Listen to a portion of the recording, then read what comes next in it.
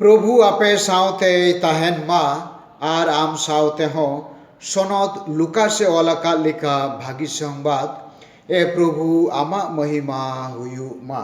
जिसु दो उनको आरहो मिट गोटेन फेने लयात कुआ चेद मिटटेन काना हर दो इटा काना हरे अयुर दाड़े किया चेद उनकिन दो बाना हर घाडला रे बाकिन ᱧᱩᱨᱩᱜᱼᱟ चेला दो गुरु खन बाय मारांगा मेनखान हरे साबित उतर लेन खान आयरेन गुरु लेखाय हुयुआ आमरेन बुहावा मेद रे जोब्रा दो चिदा एम बेंगेदा खाना आर आमा मेद रे मिना गांडे दो आम बाम नेल नामेद खाना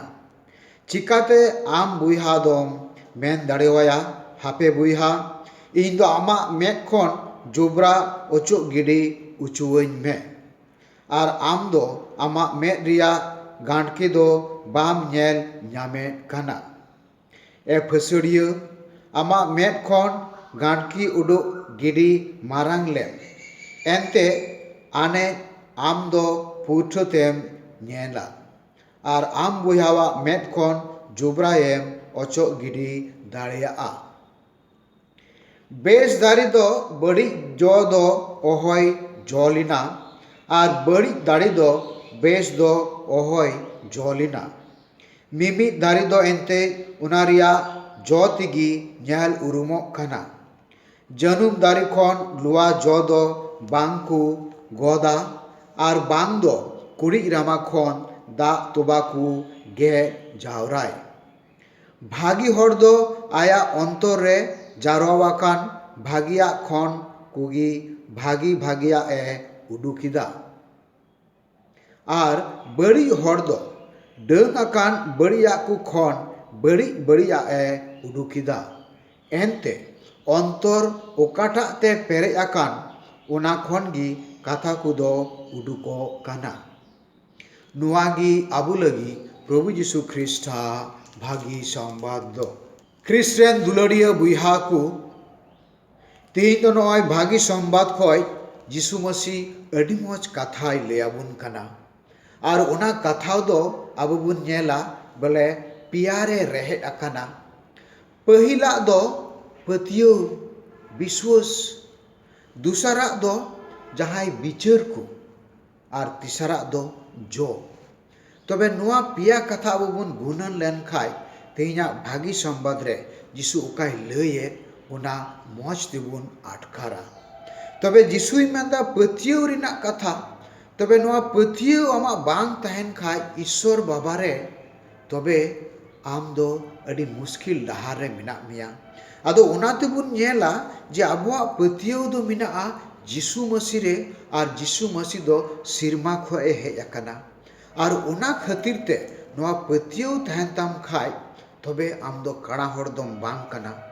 आर काना हर कान खायम तबे आमा बोले हम उकातेम चला खाना आमा जिंगिरना आस चेक काना उना बनुआ साफा मेनखान अबु बन नेलदा यीशु मसीह जिंगिरे ना आस चेक काना उना दो साफा गया आर उना इयते बोले उनी दोय इदिये बुना सिरमा बाबा ठे अदो आमेम काना गी खय नुआ आस बनुआ जे आम दो अखय ठेम चला खाना तबे यीशु मसीह दो उनी दोय इदिये बुना सिरमा बाबा ठे आर उना इयते मिटे काना हर दो चिकाते आर मिटे काना हर इदिया एनते उनिया जिंगिरना आस गी बनु ताया अदो उना तेबुन नेला मिटे काना हर दो जहाना ए विचार खाय आर जिंगिरना आस बनु ताया तबे उनी दो बड़ी गी विचारा एनते उनिया जिंगिरना आस साफा बनु ताया उनी ईश्वर बाबा बाबते बाय बाडाया पतियो बाबते बाय बाडाया ईश्वरा दुलड़ बाबते बाय बाडाया अदो उना इयते मिटे काना हर दो उनिया विचार दो बड़ी जी हुयुक ताया आर उनाते यीशु मसीह मेनदा जे मिटे भागी दारी दो भागी जय एमोआ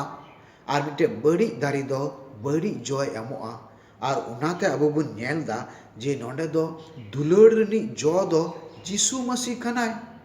दुलड़ रनी जो दो यीशु मसीह कनाय आर नुई यीशु मसीह गी आबू बोले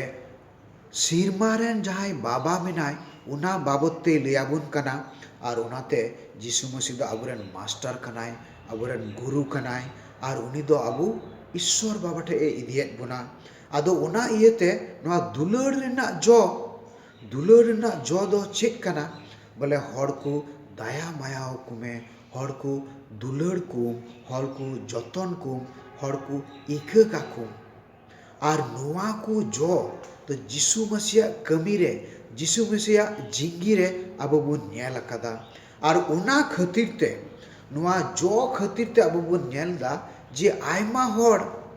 ᱨᱮᱸᱜᱮᱡ ᱦᱚᱲ ᱡᱤᱥᱩ ᱴᱷᱮᱡ ᱠᱚ ᱦᱤᱡᱩᱜ ᱠᱟᱱᱟ, ᱨᱩᱣᱟᱹ ᱦᱚᱲ ᱡᱤᱥᱩ ᱴᱷᱮᱡ ᱠᱚ ᱦᱤᱡᱩᱜ ᱠᱟᱱᱟ, ᱠᱟᱬᱟ ᱦᱚᱲ ᱡᱤᱥᱩ ᱴᱷᱮᱡ ᱠᱚ ᱦᱤᱡᱩᱜ ᱠᱟᱱᱟ। ᱟᱨ ᱚᱱᱠᱟᱛᱮ ᱢᱩᱨᱩᱫ ᱡᱚᱢ ᱦᱚᱲ ᱟᱨ ᱡᱟᱦᱟᱸᱭ ᱠᱚ ᱠᱟᱹᱭ ᱟᱠᱟᱫ ᱱᱩᱠᱩ ᱥᱟᱱᱟᱢ ᱠᱚ ᱡᱤᱥᱩ ᱴᱷᱮᱡ ᱠᱚ ᱦᱤᱡᱩᱜ ᱠᱟᱱᱟ। ᱟᱨ ᱡᱤᱥᱩ ᱫᱚ ᱥᱟᱱᱟᱢ ko ᱫᱩᱞᱟᱹᱲᱮᱫ ᱠᱚᱣᱟᱭ ᱟᱨ ᱠᱟᱹᱭᱮ ᱤᱠᱟᱹᱭᱮᱫ ᱛᱟᱠᱚᱣᱟ। ᱟᱨ ᱚᱱᱟ ᱞᱮᱠᱟ ᱥᱤᱨᱢᱟ ᱰᱟᱦᱟᱨ ᱨᱮ ᱡᱟᱹᱛᱨᱤ ᱵᱮᱱᱟᱣᱮᱫ ᱠᱚᱣᱟ। ᱟᱨ ᱚᱱᱟ ᱤᱭᱟᱹᱛᱮ ᱟᱵᱚ ᱥᱟᱱᱟᱢ ko ᱤᱥᱥᱚᱨ ᱵᱟᱵᱟ ᱴᱷᱮᱡ ᱨᱩᱣᱟᱹᱲ ᱨᱮᱱᱟᱜ ᱰᱟᱦᱟᱨ, ᱱᱚᱣᱟ ᱡᱤᱝᱜᱤᱨᱮ ᱪᱤᱠᱟᱛᱮ ᱥᱩᱞᱩᱠ te ᱛᱟᱦᱮᱱᱟ ᱚᱱᱟ ᱨᱮᱱᱟᱜ ᱰᱟᱦᱟᱨᱮ ᱪᱮᱫ ᱟᱵᱚᱱ ᱠᱟᱱᱟ। ᱟᱫᱚ ᱫᱮᱞᱟ ᱚᱱᱟ ᱤᱭᱟᱹᱛᱮ ᱡᱤᱥᱩ ᱢᱟᱹᱥᱤ ᱢᱮᱱᱫᱟ ᱟᱢᱟᱜ ᱚᱱᱛᱚᱨ ᱨᱮ ᱵᱷᱟᱹᱜᱤᱭᱟᱜ ᱡᱤᱱᱤᱥ ᱢᱮᱱᱟᱜ ᱠᱷᱟᱡ ᱟᱢ ᱫᱚ ᱵᱷᱟᱹᱜᱤ ᱠᱟᱛᱷᱟᱢ ᱞᱟᱹᱭᱟ। ᱟᱢᱟᱜ ᱚᱱᱛᱚᱨ ᱨᱮ ᱵᱟᱹᱲᱤᱡᱟᱜ ᱡᱤᱱᱤᱥ ᱢᱮᱱᱟᱜ ᱠᱷᱟᱡ ᱟᱢᱟᱜ ᱠᱟᱛᱷᱟ te ᱠᱟᱹᱢᱤ te ᱚᱱᱟ ᱵᱟᱹᱲᱤᱡ ᱡᱤᱱᱤᱥ ko ᱩᱰᱩᱠᱚᱜᱼᱟ। ᱟᱫᱚ ᱱᱚᱣᱟᱛᱮ ᱟᱵᱚ ᱡᱤᱥᱩ ᱢᱟᱹᱥᱤ ᱵᱚᱱ ᱯᱟᱸᱡᱟᱭᱮᱭᱟ ᱟᱨ उन्हीं पांजा पांजा ते दिला सिरमा बाबा ईश्वर बाबा ठेज बन ताड़ाम लहाया।